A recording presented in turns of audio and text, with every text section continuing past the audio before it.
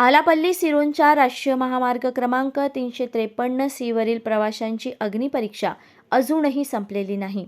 मंगळवारी झालेल्या संततधार पावसामुळे रेपणपल्ली आणि गोविंद गावाजवळील तात्पुरते वळण रस्ते वाहून गेल्याने तब्बल 6 तास वाहतूक पूर्णपणे ठप्प झाली.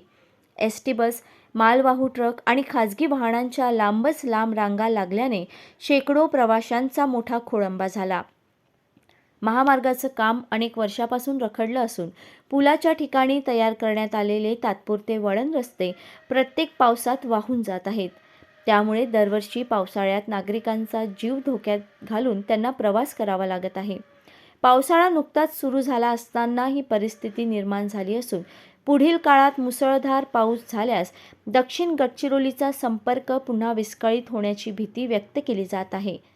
दरम्यान प्रशासन आणि संबंधित कंत्राटदारांनी तातडीने कायमस्वरूपी उपाययोजना करून रखडलेले महामार्गाचं काम पूर्ण करावं अशी मागणी प्रवाशांकडून होत आहे.